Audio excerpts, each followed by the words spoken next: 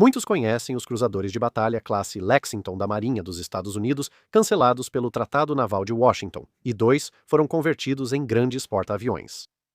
Também existe uma percepção entre alguns de que os cruzadores de batalha foram uma inovação um tanto boba dos britânicos, com os alemães fazendo frente a eles e os japoneses os copiando. Mas a Marinha dos Estados Unidos ficou acima disso tudo. Normalmente, isso vem junto ao argumento de que os Lexingtons também não eram cruzadores de batalha. A perda da Invincible, Indefatigable, Queen Mary e Hood em duas guerras mundiais parece ter manchado o conceito. Pelo menos retrospectivamente. Embora, curiosamente, ninguém realmente mencione a pobre Repulse ou a Lutzow quando se trata desse tipo de argumento. Porém, uma análise detalhada das evidências revela que a Marinha dos Estados Unidos era de fato, em parte ou totalmente, conforme o ano analisado. Na verdade, muito interessada em cruzadores de batalha, mas limitada pelos orçamentos impostos pelo Congresso. O que também prejudicou bastante seus programas regulares de construção de cruzadores e contratorpedeiros na década de 1900 e na de 1910 e, até certo ponto, limitou o programa de construção de couraçados. Então, vamos voltar lá para o início dos anos 1900, ainda antes da classe Invincible, na época dos dinossauros. Havia duas correntes de pensamento surgindo na Marinha dos Estados Unidos no início do século XX, algo que veremos acontecer várias vezes nas próximas décadas. O argumento maximalista defendia que a Marinha dos Estados Unidos precisava de uma marinha de primeira linha, pois isso seria mais barato e eficaz. Construir um número menor de navios excepcionalmente grandes, todos com canhões grandes, ou navios com bateria unificada em menor escala, seria mais barato do que construir uma quantidade maior de embarcações menores. Um navio de 20.000 toneladas com 12 canhões de 12 polegadas foi comparado ao mais novo encouraçado Pre-Dreadnought da Marinha dos Estados Unidos, a classe Connecticut. E foi estimado que 10 desses supernavios, cada um capaz de atingir 22, nós custariam cerca de 20% menos, além de fornecer uma formação geral consideravelmente mais poderosa do que 20 Connecticuts. Além disso, reconhecia-se que unidades de reconhecimento mais rápidas eram úteis. Mas, como os Estados Unidos não tinham uma grande frota mercante para proteger, como o Império Britânico tinha, então, em vez de construir alguns cruzadores protegidos pequenos e relativamente patéticos, a Marinha dos Estados Unidos deveria investir o dinheiro, idealmente, em grandes e rápidos couraçados, ou em versões modificadas dos grandes cruzadores blindados projetados e construídos na época. Sugeriu-se que, como os grandes couraçados seriam tão rápidos quanto muitos cruzadores blindados modernos, incluindo Pennsylvanias e Tennessees, o que havia de mais avançado na Marinha dos Estados Unidos na época. Estes últimos deveriam ser modificados pela eliminação de todos os seus canhões, exceto a bateria principal e algumas armas básicas contra torpedeiros. A bateria principal seria ampliada, usando torres triplas em vez de duplas, ou adicionando uma ou duas torres duplas extras, com canhões de 10 polegadas como nos últimos cruzadores blindados da Marinha dos Estados Unidos. Toda a blindagem, exceto das torres com vés e cinturão na linha d'água, seria removida para reforçar a proteção do cinturão na linha d'água. Com a economia de peso dessas medidas e aumento de tamanho, foi possível direcionar mais maquinário para obter maior velocidade. Isso já é claramente um cruzador de batalha conceitual, embora o nome ainda não fosse popular. A outra abordagem, um pouco mais minimalista, surgiu de forma independente com uma ideia semelhante à dos cruzadores blindados das classes Tsukuba e Ibuki da Marinha Japonesa, ou seja, uma embarcação relativamente rápida com um par de torres duplas de 12 polegadas que substituiria explicitamente os cruzadores blindados na Marinha dos Estados Unidos e formaria uma força suplementar para a linha de batalha. Diferente dos navios japoneses, que eram cruzadores blindados maiores e mais armados, o projeto da Marinha dos Estados Unidos foi classificado como couraçado rápido, trocando parte do armamento devido à demanda por projetos com apenas canhões grandes, priorizando velocidade com proteção quase de couraçado, não de cruzador blindado. Imagine, por exemplo, um Connecticut alongado ou um South Carolina um pouco menos fortemente armado. Foi essa última ideia que ganhou mais força à medida que a proposta da frota monstruosa esbarrava em questões reais de vontade política e, consequentemente, de orçamento. Assim, de 1904 a 1906, várias opções para o conceito de couraçado pequeno e rápido foram esboçadas. Alguns lembravam cruzadores blindados ampliados da marinha japonesa, enquanto outros seguiam o conceito original de couraçado alongado. Assim, o armamento também variava, com alguns propondo um par de torres duplas de 12 polegadas, enquanto o então tenente-comandante William Sims sugeriu um navio de 23 nós com nada menos que 9 canhões de 10 polegadas em 3 torres triplas. No entanto, à medida que as verdadeiras especificações da classe Invincible começaram a se tornar aparentes para pessoas que não faziam parte da Marinha Real, as opiniões começaram a divergir novamente, mas agora em direções completamente diferentes. Alguns oficiais da Marinha dos Estados Unidos argumentaram que um navio ao estilo Invincible seria o navio ideal para atacar o comércio mercante, invertendo a justificativa de Fisher para cruzadores de batalha. Como a maioria das marinhas usava muitos cruzadores protegidos e blindados, menores e mais lentos em estações no exterior. Até mesmo couraçados antigos usados como navios capitânia nessas estações não conseguiriam enfrentar uma embarcação dessas, destruindo frotas mercantes próximas. Porém, o Conselho Geral da Marinha dos Estados Unidos e alguns outros grupos e oficiais de alta patente parecem ter falhado em entender o que realmente era um cruzador de batalha. Houve muita discussão interna como resultado da defesa do tipo Invincible, mas com o Conselho considerando a utilidade da embarcação diretamente na linha de batalha. Em que momento sua proteção e poder de fogo limitados foram justamente criticados? E como sua maior velocidade era de utilidade bastante limitada se você estivesse preso a uma frota de batalha mais lenta, eles pareciam estar apenas olhando para um tipo de couraçado grande, caro e vulnerável. De fato, muitos afirmaram que os Invincibles eram apenas couraçados rápidos e por isso foram avaliados assim. Devido às desvantagens óbvias na linha de batalha e ao alto custo em tempos de orçamento apertado, o conceito foi rejeitado para a construção. Nem mesmo o breve intervalo de propostas para uma grande embarcação rápida armada principalmente com torpedos, o chamado couraçado torpedeiro, mudou muito as coisas. Embora tenha sido concluído que o tipo Invincible era uma ideia melhor do que o couraçado torpedeiro, e ambos os tipos dependiam de uma velocidade acima da média, o Invincible podia realizar um ataque de torpedos quase tão poderoso quanto o do couraçado torpedeiro. Além disso, ele tinha a vantagem dos canhões grandes e era mais útil. Afirmou-se que um navio com bateria principal menor e um pouco mais de proteção seria mais útil, mas isso os aproximaria dos cruzadores blindados, que a Marinha dos Estados Unidos não fabricava mais.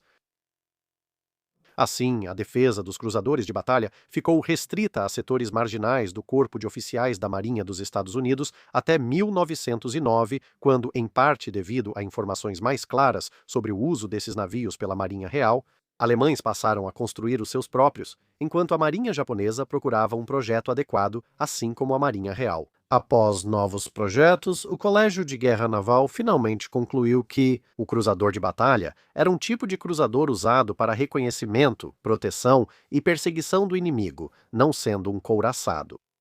Essa afirmação, que pode parecer óbvia, reabriu um pouco as portas e, junto à notícia do início da construção do HMS Lion, um projeto mais rápido e fortemente armado que o cruzador de batalha de 12 polegadas, levou o secretário da Marinha dos Estados Unidos a solicitar projetos de cruzadores de batalha da própria Marinha. Isso resultou em meia dúzia de conceitos projetados para acompanhar os couraçados classe Wyoming. Eles variavam entre 24 e 26 mil toneladas de deslocamento, com 6, 8 ou 10 canhões de 12 polegadas em torres duplas, todos com uma velocidade de 25,5 nós, e blindagem que variava entre 8 polegadas até as 11 polegadas da própria Wyoming. Geralmente, o número de canhões crescia conforme a blindagem ficava mais fina. Curiosamente, ao contrário de quase todos os outros projetos de cruzadores de batalha da história, a blindagem lateral, na verdade, cobria uma área maior do que a dos couraçados contemporâneos. Isso ocorreu devido a uma peculiaridade no projeto dos cruzadores de batalha da Marinha dos Estados Unidos nesse período. Enquanto britânicos e, em parte, alemães focavam no aperfeiçoamento do casco subaquático para aumentar a velocidade. Já a maioria dos projetos da Marinha dos Estados Unidos tendia a uma abordagem mais bruta, simplesmente usava o casco de um couraçado existente e apenas alongava o navio, em vez de buscar uma relação comprimento-largura mais esguia, mais próxima à de seus cruzadores. Com pouquíssimos outros aprimoramentos, sem avanços no design subaquático do casco, era necessário que fossem anormalmente longos, até para cruzadores de batalha, para atingir velocidade razoável. Os Wyomings em si tinham cerca de 560 pés de comprimento. Os Invincibles eram consideravelmente mais rápidos e tinham 570 pés de comprimento. Agora, embora a recém-construída classe Lion tivesse 700 pés de comprimento e os projetos dos Estados Unidos variassem de 650 a 690 pés, isso pode parecer compatível com a classe Lion. Você tem que lembrar que a classe Lion carregava uma blindagem de espessura semelhante à de muitos dos valores considerados nos Estados Unidos. Mas eles seriam de 2 a 3 nós mais rápidos e carregariam um armamento significativamente mais pesado. Von der Tann, alinhado com as ideias de design da Marinha dos Estados Unidos quanto a armamento, velocidade de projeto e limite superior das opções de design. A proteção era cerca de 5 a 6 mil toneladas mais leve do que os projetos dos Estados Unidos e mais de 30 metros mais curta. O resultado foi que os projetos dos cruzadores de batalha da Marinha dos Estados Unidos tinham um casco sobrecarregado, exigindo maior profundidade para manter a resistência. E o cinturão blindado precisava tanto proteger o casco quanto, em vários casos, até fornecer parte da resistência estrutural geral do navio. Ou, mais comum, a blindagem do convés integrava a resistência estrutural do navio. Para isso, ela precisava ser posicionada mais alto no navio, então o cinturão blindado também subia para alcançá-la. Por fim, orçamentos limitados e um conselho geral ainda hostil fizeram esses projetos serem engavetados. A Marinha japonesa encomendou o Congo e decidiu construir 3 navios irmãos localmente. A proliferação dos cruzadores de batalha foi amplamente notada e vista como uma ameaça específica. Como britânicos e alemães competiam diretamente, um conflito naval envolvendo um provavelmente teria o outro como oponente, ao menos até certo ponto. A Marinha dos Estados Unidos não se preocupava muito com os cruzadores de batalha, pois britânicos e alemães provavelmente lutariam entre si. Mas a Marinha Imperial Japonesa, com um esquadrão de cruzadores de batalha, era uma ameaça direta às ambições da Marinha dos Estados Unidos no Pacífico. Todos os cruzadores blindados da Marinha dos Estados Unidos ali, talvez nas Filipinas, seriam muito vulneráveis a eles. E assim, gostando ou não, parecia que a Marinha dos Estados Unidos teria que ser forçada a ter cruzadores de batalha. E assim, em 1911 foi feito o pedido por um novo projeto. Determinava que o navio teria 8 canhões de 14 polegadas iguais aos do Congo. Mas deveria ser capaz de atingir 29 nós e teria um deslocamento de até 30 mil toneladas. Com longo alcance para operações no Pacífico e a melhor proteção possível, aplicando o princípio do tudo ou nada desenvolvido, ou talvez redescoberto, nos couraçados classe Nevada. Seriam usados principalmente de forma independente da frota de batalha. Alguns sugeriram que o novo esquadrão de cruzadores de batalha da Marinha dos Estados Unidos poderia patrulhar o Pacífico e, assim, representar uma ameaça suficiente por si só à Marinha japonesa, para no mínimo manter os japoneses desestabilizados. Até a chegada da frota principal dos Estados Unidos pelo Atlântico, talvez atacassem navios japoneses isolados e pequenas formações. Isso resultou em vários projetos produzidos, mantendo 2 elementos: o armamento principal de 8 canhões de 14 polegadas e uma quantidade de combustível que foi definida como suficiente para navegar 8.000 milhas náuticas em velocidade de cruzeiro padrão de linha de batalha, além de combustível extra para o navio operar por 24 horas em potência máxima. As estimativas iniciais analisaram uma dúzia de projetos, 4 para cada espessura diferente de blindagem lateral, 8 polegadas, 11 polegadas e 14 polegadas, respectivamente.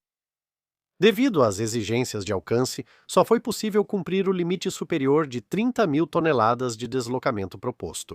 Com o projeto menos capaz, um navio de 29.300 toneladas com 8 polegadas de blindagem lateral, que só conseguia atingir 26 nós.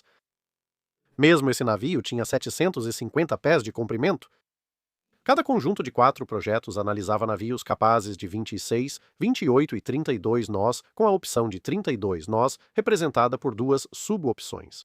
Uma com o alcance exigido de 8.000 milhas náuticas, mais um dia em potência máxima, e a outra com pouco mais de 11.500 milhas náuticas de alcance. Como era de se esperar, os tamanhos desses navios ficaram absurdos muito rapidamente, sendo o maior deles um projeto de 32 nós com 11.650 milhas náuticas de alcance. Esse tinha nada menos que 1.250 pés de comprimento, com 14 polegadas de blindagem lateral e deslocava 79 mil toneladas, com muitos outros projetos variando entre 50 mil e 65 mil toneladas. Boa parte disso se devia à espiral de exigências causadas pela necessidade de velocidade e alcance em um casco relativamente básico, levando a um casco muito longo, como mencionado anteriormente. Isso gerou tensão na embarcação, levando à incorporação do convés e parte da blindagem lateral à estrutura, criando grandes áreas protegidas, aumentando ainda mais o peso, o que aumentava a tensão e assim por diante, em um ciclo contínuo. Mesmo uma tentativa de mitigar isso, elevando a blindagem do convés apenas por algumas centenas de pés na região central do navio, ainda apresentava o problema de a blindagem lateral se estender por mais de 3/4 de todo o comprimento da embarcação.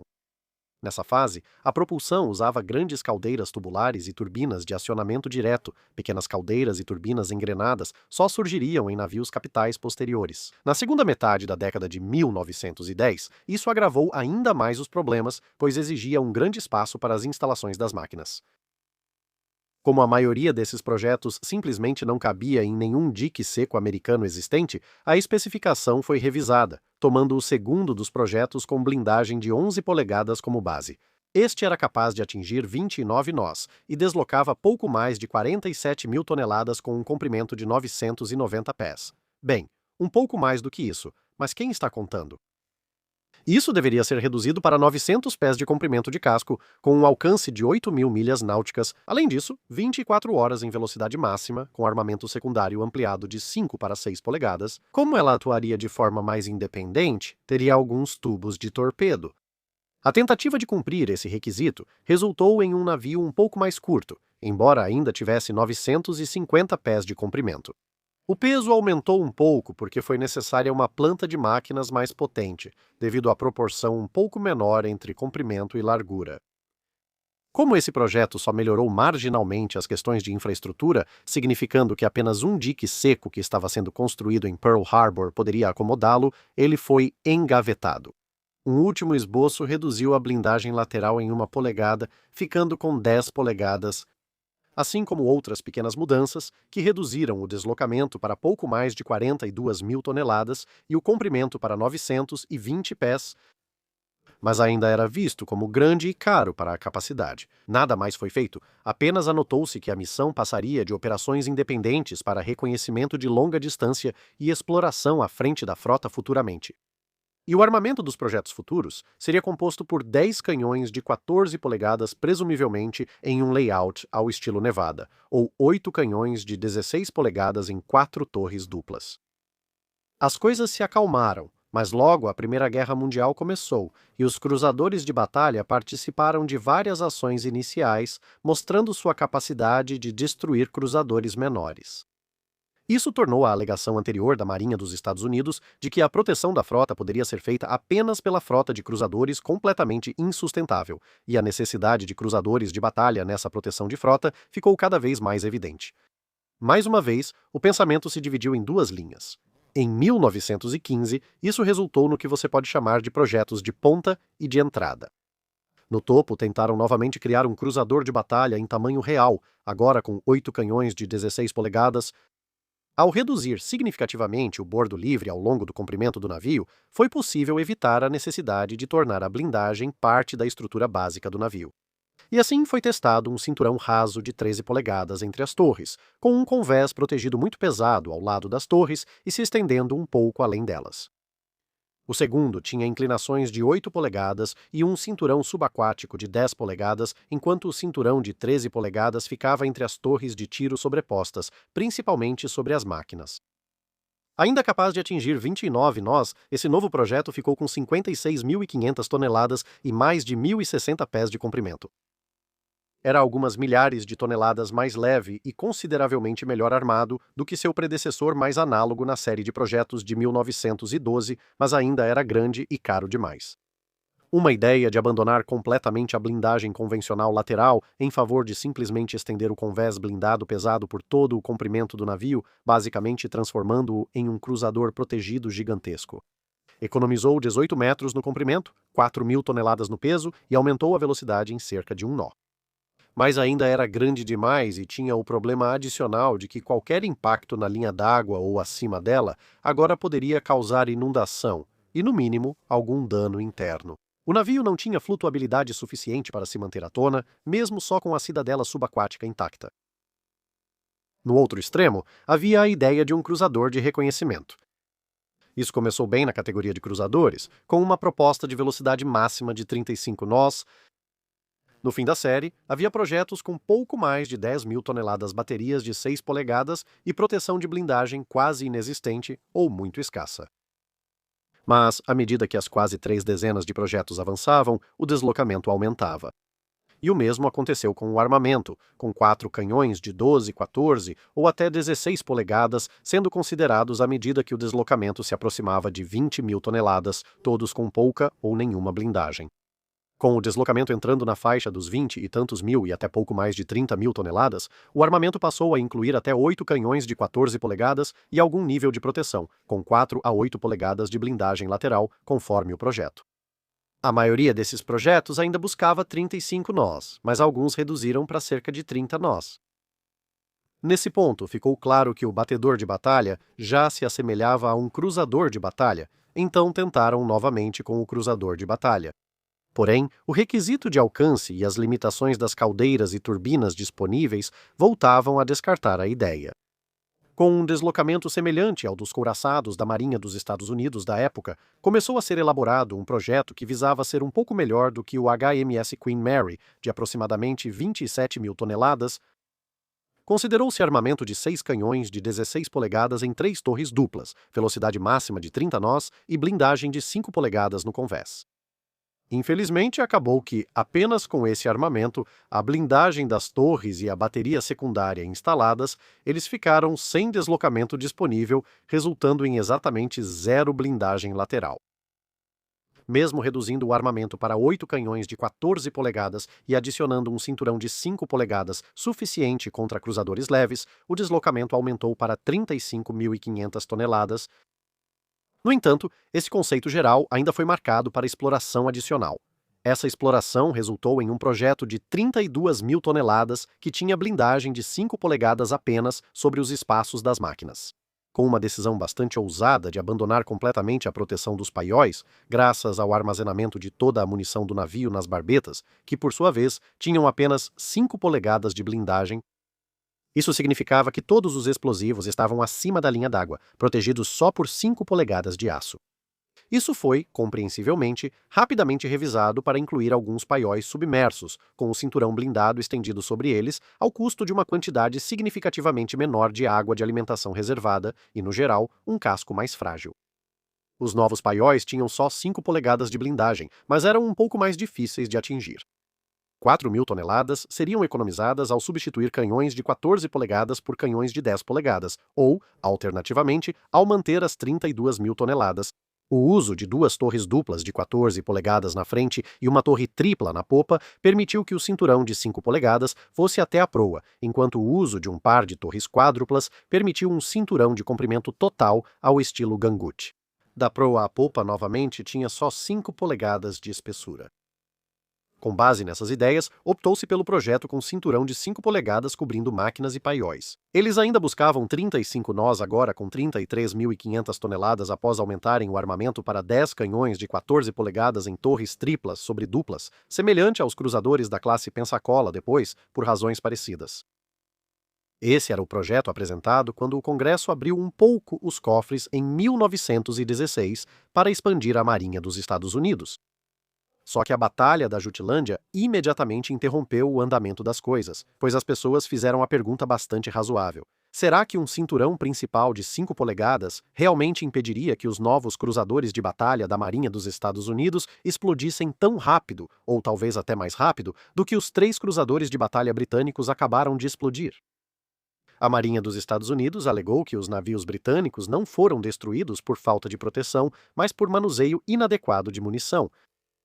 Esse argumento era duvidoso, pois o cinturão de 9 polegadas dos cruzadores de batalha britânicos posteriores realmente os protegeu de alguns impactos nos paióis.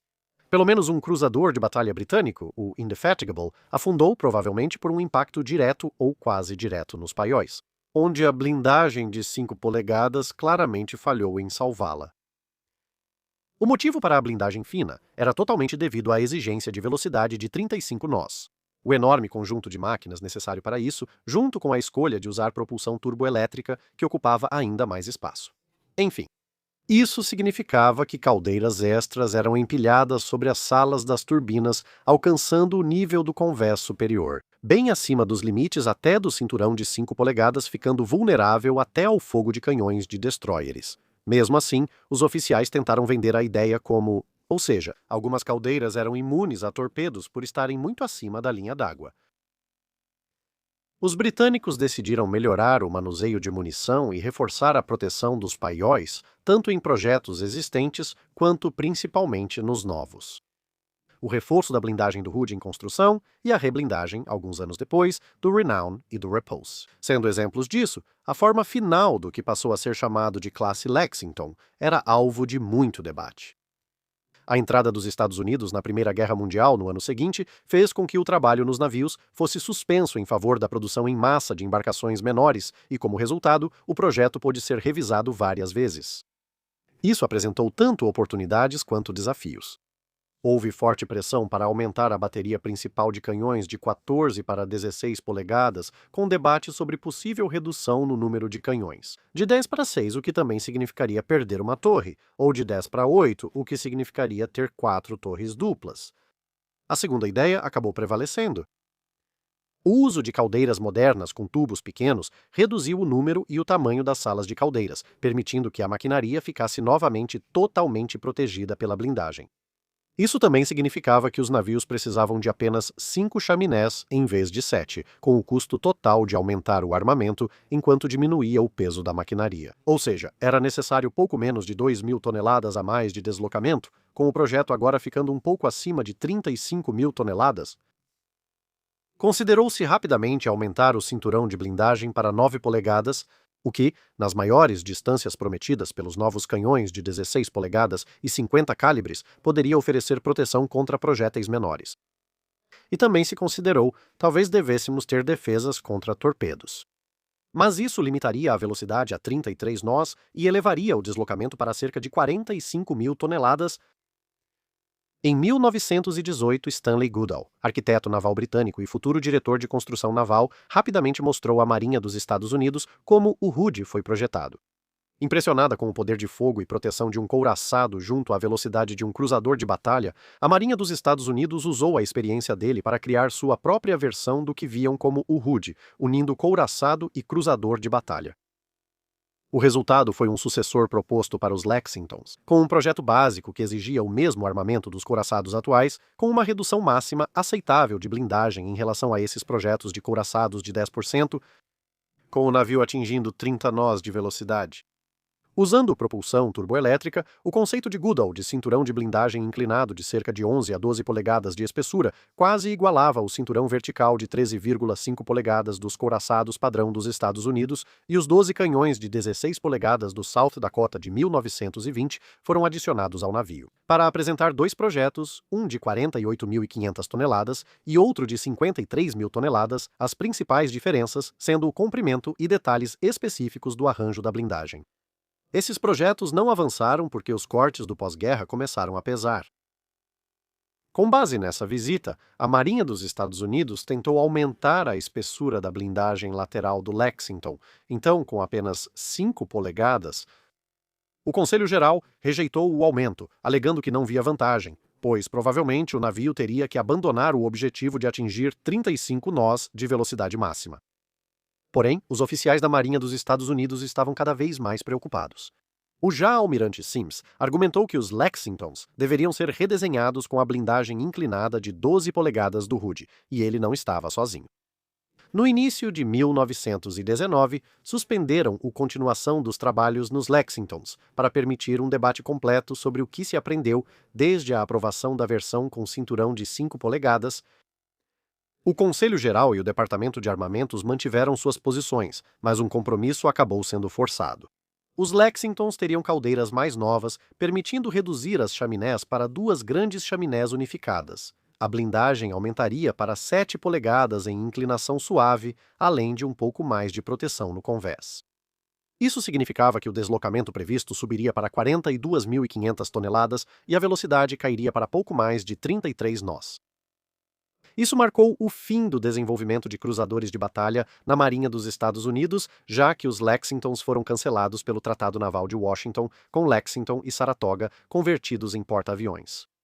Encerrando assim um conjunto bastante interessante de possíveis desenvolvimentos que tinham algumas boas ideias e, honestamente, algumas realmente péssimas também. É isso neste vídeo. Obrigado por assistir. Se tiver comentários ou sugestões de navios para analisarmos, conte pra gente nos comentários abaixo. Comente no post fixado para dúvidas sobre a Doca Seca.